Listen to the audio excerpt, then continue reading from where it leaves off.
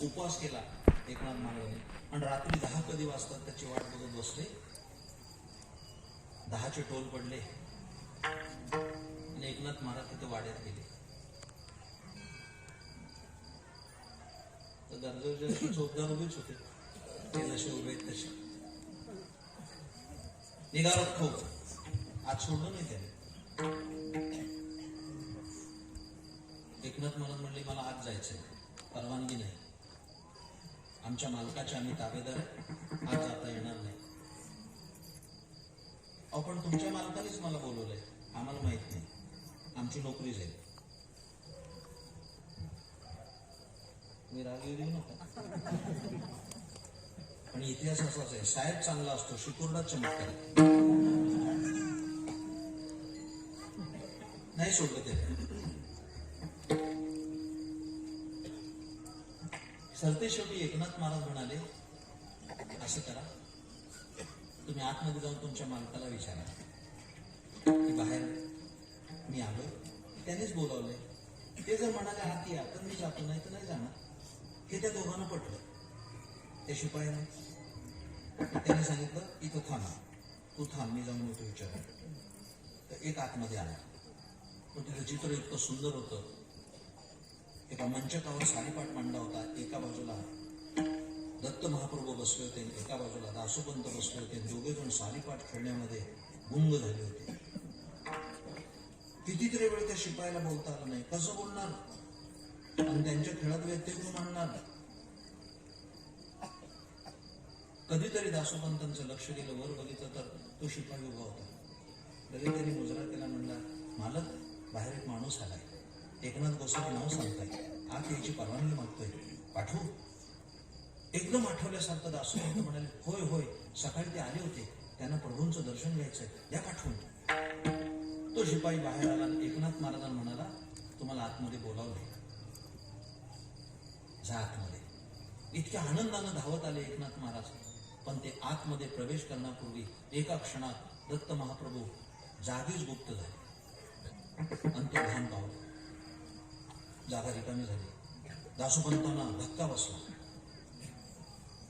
की हा मनुष्य येत असताना स्वामींनी गुप्त होणं, याचा अर्थ त्याने असा लावला की आलेल्या माणसाचं पुण्य कमी आहे, स्वामींना त्यांना दर्शन द्यायची इच्छा नाही.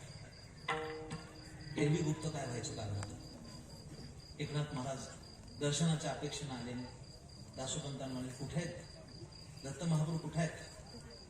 दासोपंतांनी त्यांना सांगितलं तुमचं भाग्य कमी आहे, कुठेतरी पुण्य कमी पडलं. इथे समोर बसले होते, माझ्याशी खेळत होते, पण आपण आत येता म्हणता क्षणी ते गुप्त झाले. वाईट वाटलं नाथ महाराज. घळा घळा घळा डोळ्यातून अश्रू आले. असा अंतर आहे, काय घडावं. माझ्या पणजोबानी पंढरीचा पांडुरंग विजयनगरला गेला होता, तो परत आणला, अशी घराण्याची परंपरा. आमच्या घराण्यात पंढरीची वारी थांबली नाही. आयुष्यभर संध्या चुकली नाही, एकादशी कधी चुकली नाही, हरिपाठ थांबला नाही. काय अंतराय झाला म्हणून भगवंताचे चरण अंतरले, पण अश्रूंनी वाट मोकळी केली.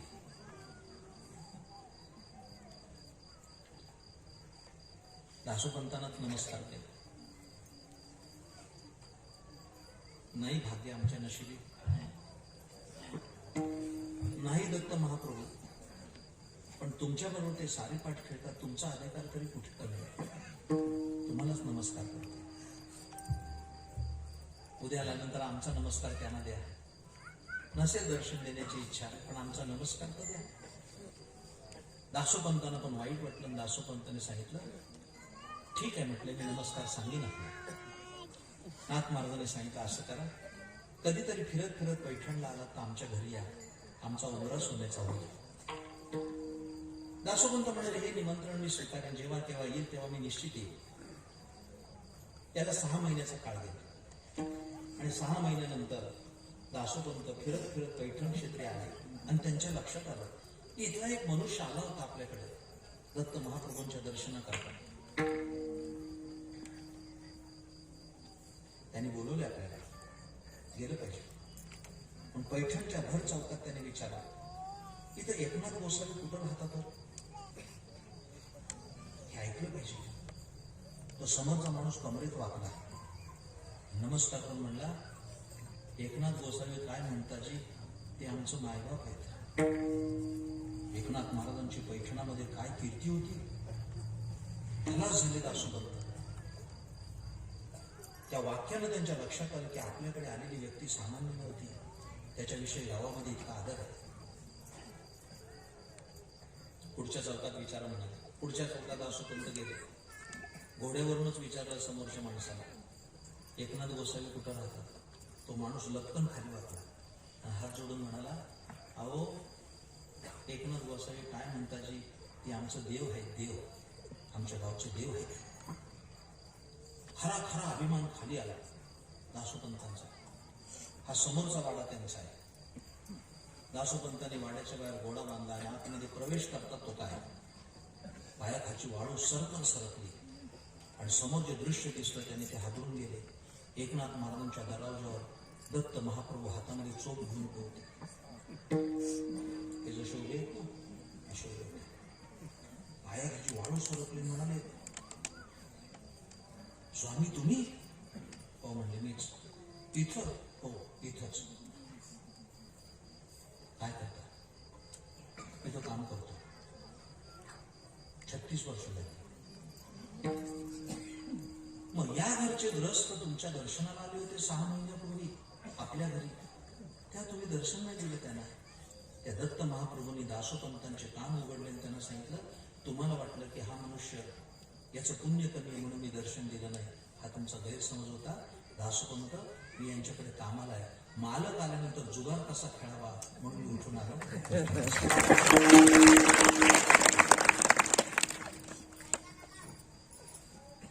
काय कळतंय? काय योग्यता असेल, काय तपश्चर्या असेल. माझ्या प्रिय श्रोत्यांनो, ज्यांच्याकडे भगवान दत्तात्रयाने स्वतः सेवा करावी ते नाथ महाराज गुरु महिमा अभंगाच्या पहिल्या चरणात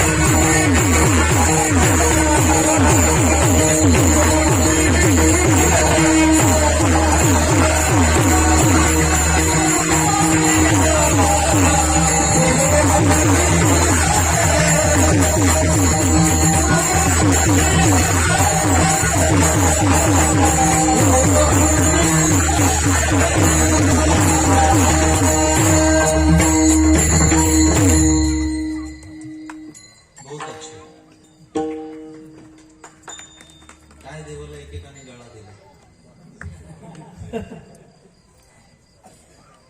देव काहींच्या गळ्यात बसला, काहींच्या हातात बसलाय, काहींच्या डोक्यात बसला. त्याची लीला आहे सगळी. खूप छान ऐकताय तुम्ही, खूप छान ऐकताय, खूप छान. 50 वर्षाचे संस्कार कामी आले. बोलू, माझा पण उत्साह जुना आहे.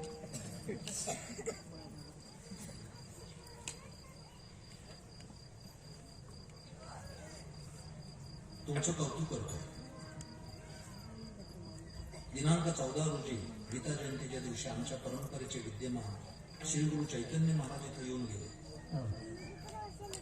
या उत्सवाची खूप मोठी भूमिका आहे. पण माझा त्यांचा काल संवाद झाला फोनवरनं, तर त्यांनी सुंदर अभिप्राय दिला की सर्वांग सुंदर कार्यक्रम पसारायला चालू आहे.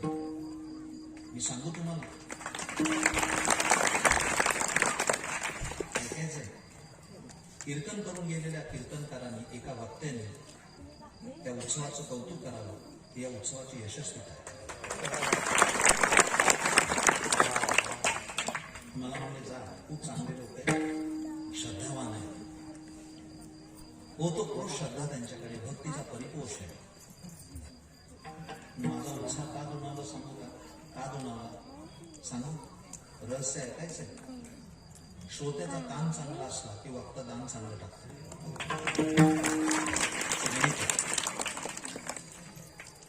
खूप गोष्टी सांगितल्या. या अभंगात पहिल्या चरणात 3 गोष्टी आल्या: गुरुमाता, गुरुपिता, गुरु आमची कुलदेवता.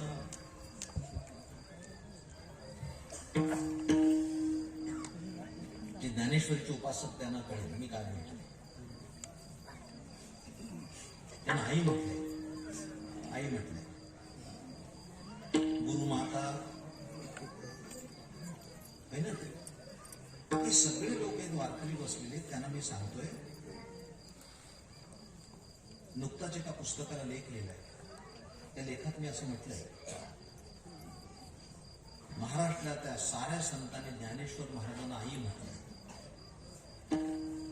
सगळी प्रमाण म्हणत बसत नाही, पण मला सांगायचा उत्साह आहे. पण घड्याळ थांबायला तयार नाही. मला संयोजकांनी सांगितलंय की तुम्ही आज वेळेकडे पाहू नका. त्यामुळे वेळेकडे पाहणार नाही, पण वेळेत संपवणार. पुढेही बहुत करणे आहे. ते आई असतात. म्हणून तुम्हाला अनेक उदाहरणं मी सांगेल. ज्ञानराज माझी हृदयाची माऊली, जिने प्रगट केली. यांचा अभंग आहे. ते स्वतः म्हणतात, ज्ञानाबाई माझी अनाथाची माय, एका जनार्दनी पाय वंदित असे आई.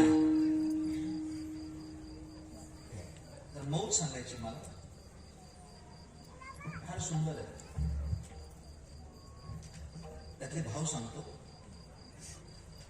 एखाद्या बाईला आई म्हणणं ठीक आहे, पण एखाद्या पुरुषाला आई म्हणणं, माझं बोलणं कळतंय ना? आईला, एखाद्या बाईला आई म्हणणं ठीक आहे. एखाद्या बाई आल्या वयस्कर, त्यांना मी नमस्कार केला, आई. मला आनंद वाटला तुम्हाला भाऊन नमस्कार करतो. पण एखादा वयोवृद्ध माणूस आला, त्याला म्हटलं आई, तो माझ्याकडे विचित्र भावनेनं बघेल. स्वीकारणार नाही ना. मी याचा जास्त खुलासा करत नाही. एखाद्या स्त्रीला आई म्हणणं हे बरोबर आहे, पण विषय जुनवणी जन्मले ऐसे शुकादीत दागले, या तोडीचं व्यक्तिमत्व असणाऱ्या ज्ञानेश्वर महाराजांना सकल संतांनी आई ही उपमा दिली. म्हणून आता काय बोलतोय ऐका. वेड्या माणसाने आई म्हटलेलं नाही. जगाच्या पाठीवर 2च शहाणे आहेत. 2च शहाणे. जगाच्या पाठीवरचा पहिला शहाणा वेद आहे आणि दुसरे शहाणे संत आहेत. वेद ज्ञानवान नाही म्हणतो. वेदशास्त्रे देती ग्वाही,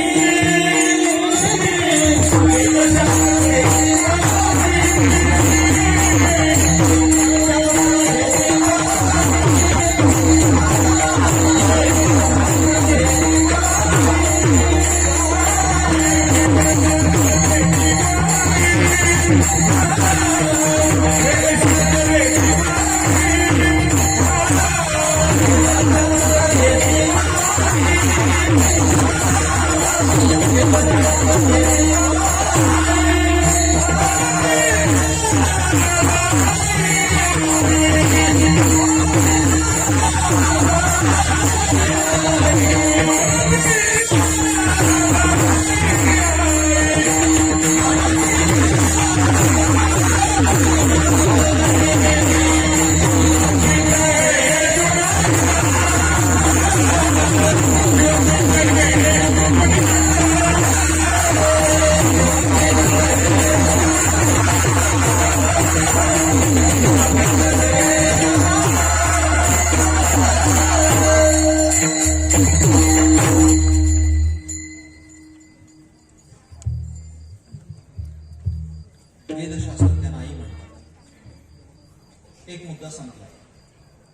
बाप.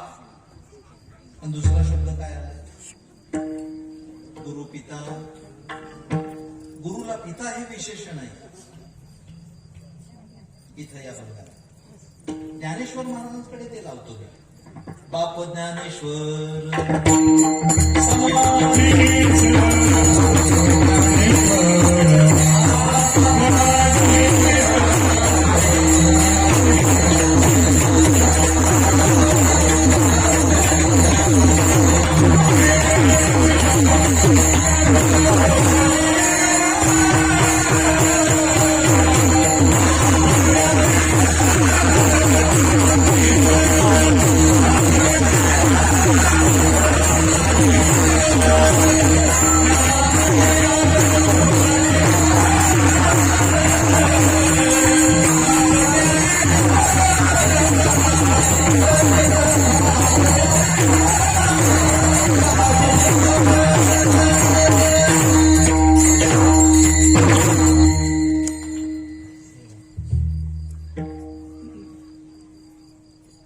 ज्ञानेश्वर महाराजांनी ज्ञानेश्वरी जी मौज केली ती सांगतो. माझ्याकडे लक्ष द्या मंडळी. ज्ञानेश्वरी हा आपला वारकरी संप्रदायाचा पंचप्राण आहे. पण ज्ञानेश्वरी जशी श्रद्धेनं वाचली पाहिजे तशी ती संशोधक बुद्धीने वाचली पाहिजे.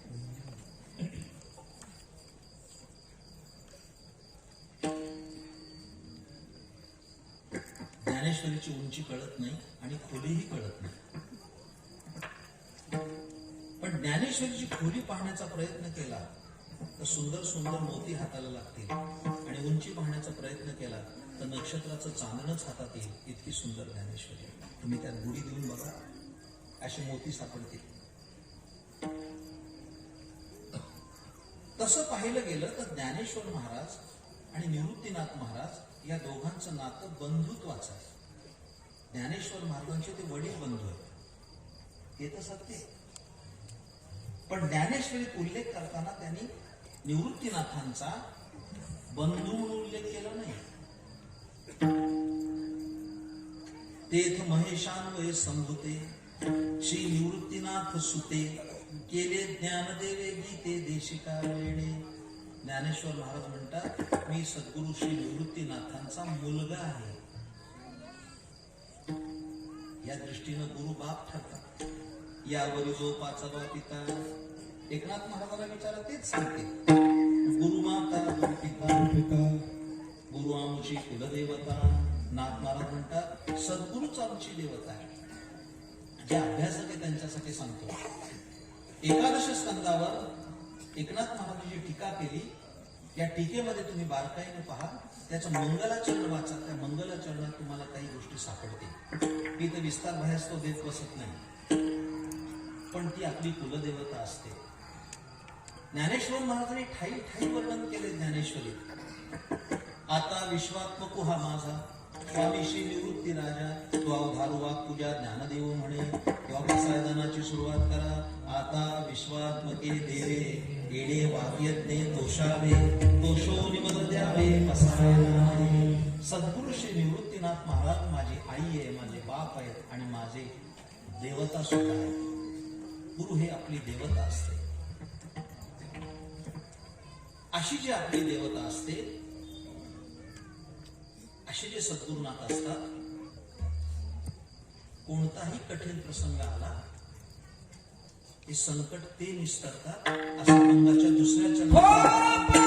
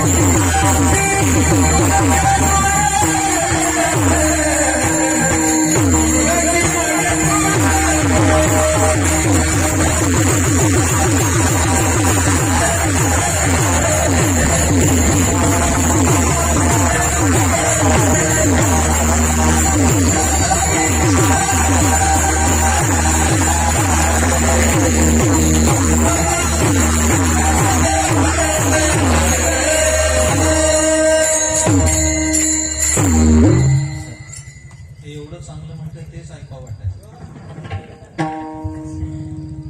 ही साधना खूप मोठी आहे. रोहिदास बुवांना संत सोपानकाका देवकर महाराजांचा पुरस्कार मिळाला.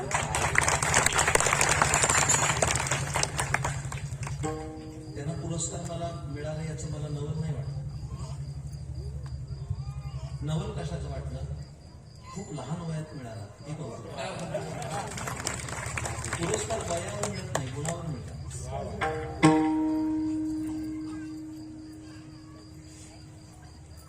कसं असतं, तुम्हाला सगळं नाही कळालं तरी चालेल, एवढं जाताना घेऊन जा. त्या सगळ्या माझ्या माता भगिनी आणि सारे मायबाप ऐकतात. मी खूप प्रसन्न झालो, माझी प्रसन्नता वाढली. ही संत परंपरा झाली. या संत परंपरेमध्ये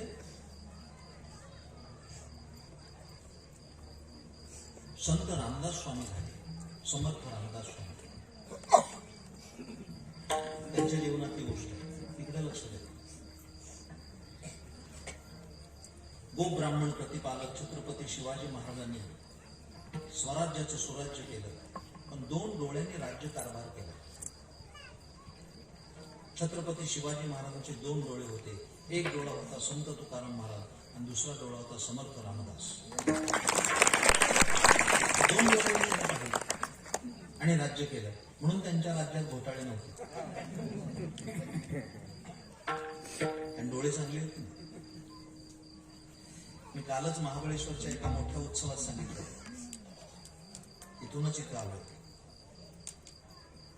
राजसत्ता आणि धर्मसत्ता या दोन्ही हातात हात घालून चालतील, भारतातून पुन्हा सोन्याचा धूर निघेल.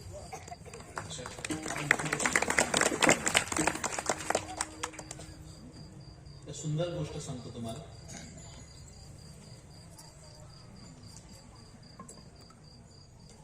समर्थ रामदास स्वामी हे चाफळला रामनवमीचा उत्सव करायचे आणि त्या उत्सवाला लागणारा सगळा शिधा छत्रपती शिवाजी महाराज देत होते. पण एक वर्ष असं झालं की शिवाजी महाराज कुठेतरी मोहीमध्ये अडकले आणि अधिकाऱ्याने शिधा पाठवला नाही. रामनवमी तोंडावर आली पण शिधा आला नाही. त्या समर्थांचा एक लहान शिष्य होता 12-13 वर्षाचा. तो समर्थांकडे आला म्हणाला, स्वामी शिधा अजून आला नाही, उत्सव कसा होणार? काय वेळा लहान मुलांना अकाली प्रौढत्व येतं. म्हणजे घरात लग्न निघावं, गडबड चालू असावी आणि 10 वर्षाचा नातू यावा, आजोबाच्या मांडीवर बसावा आणि त्याने म्हणा, बाबा बस्ता कधी बांधायचा? अकाली प्रौढत्व त्याचा विषय नाही येतो. पण त्या लहान मुलाने विचारलं, उत्सव कसा होणार? अजून दाणा गोटा आला नाही, धान्य निवडायचं कधी, दळायचं कधी, स्वयंपाक होणार कधी? समर्थ हसले आणि समर्थाने हसून उत्तर दिलं, बाळा सगळं होईल, श्रीराम समर्थ आहे, काळजी करू नको. समर्थाने कल्याण स्वामीला बसवलं आणि भरा भरा भरा भरा श्लोक म्हणायला सुरुवात केली. 205 श्लोक सांगितले. त्या श्लोकांना मनाचे श्लोक असं म्हणतात. गणाधीश तो ईश सर्वा गुणाचा, मुळारंभारंभ तो निर्गुणाचा नमो शारदा मूळ चत्वार वाचा गमो पंथानंत या राघवाचा. आपण वारकरी असलो तरी दासबोध वाचला पाहिजे बरं. आपल्याला काही वावडं नाही येत असं. 200 समासाचा ग्रंथ आहे दासबोध. तुम्हाला 200 समास नाही वाचता आले तरी चालेल, 2 समास तरी वाचा. सांगतो ते, एक उत्तम पुरुष लक्षण आणि एक मूर्ख लक्षण. विधान कळेल तरी आपण कशात आहोत. एक उत्तम पुरुष लक्षण आणि एक मूर्ख लक्षण. उत्तम पुरुषाची लक्षणं त्याने सांगितली, मूर्ख लक्षण पण सांगितली. सगळं सांगायला वेळ नाही पण एखादं सांगतो. मार्गे खात खात जाय तो एक मूर्ख, चाललाय फुटाणे खात. वडापाव घेतला, मार्गे खात खात जाय. आता हे सांगतोय, हे रेडीमेड कापडाचं दुकान आहे. एखादा साधा एखाद्याला गच्च बसेल. मार्गे खात खात जाय तो एक मूर्ख. त्याच्या पुढचं सांगू, सदा सासूरवाडीस जाय तो एक मूर्ख. याच्यात बरेच बसतील.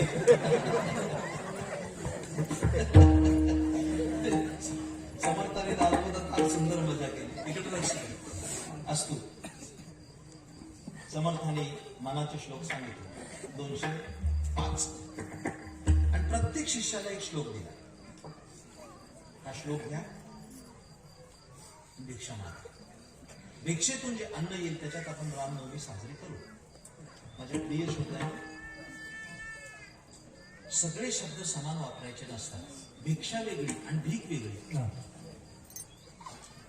भिक्षा घालताना आदर असतो आणि भीक घालताना तिरस्कार असतो. गुरुनाम गुरु सद्गुरु जोग महाराजांनी इंद्रायणी तिरी आमची वारकरी शिक्षण संस्था उभी केली आणि मधुकरीची पद्धत घातली. आज आमचे सारे विद्यार्थी मधुकरी मागून ज्ञानेश्वरी शिकतात. मधुकरीचं अन्न पवित्र असतं, लक्षात ठेवा. त्याच्यामध्ये सात्विकता असते. अब्जाधीश असू देत, पण अब्जाधीश जरी गाणगापूरला गेला तरी त्याला 5 घरी भिक्षा मागावीच लागते. अभिमान दलित गात्र होतो. हे घ्या आणि भिक्षा मागायला जा. ज्याने विचारलं होतं ना, ज्या मुलाने कसा उत्सव होणार, त्याच्या वाट्याला एक श्लोक आला आणि तो श्लोक असा होता, समर्थाची या सेवका व कृपा आहे, असा सर्व भूमंडळी कोण आहे, जयाची लीला वर्णिती लोकतिनी, नुपेक्षिकता रामदासाभिमानी. त्या पोरांनी चौपदरी घेतली आणि भिक्षा मागायला गेला तो नेमका एका ब्राह्मणाच्या दारात गेला आणि त्यांनी मोठ्यांदा आरोप ठोकली, ओम भावती भिक्षां देही, समर्थाची या सेवका व कृपा आहे, असा सर्व भूमंडळी कोण आहे, जयाची लीला वर्णिती लोकतिनी, नुपेक्षिकता रामदासाभिमानी, जय जय रघुवीर समर्थ. तो ब्राह्मण बाहेर आला, लाल बुंद डोळे करून. तापटच होता. तो म्हणला, हा गुरु समर्थ आहे असं म्हणतो. वास्तविक समर्थाने श्लोक लिहिला होता तो राम समर्थ म्हणतो. शब्द काय होते, समर्थाची या सेवका, म्हणजे रामाच्या सेवकाला कोण वक्र नजरेने पाहिजे.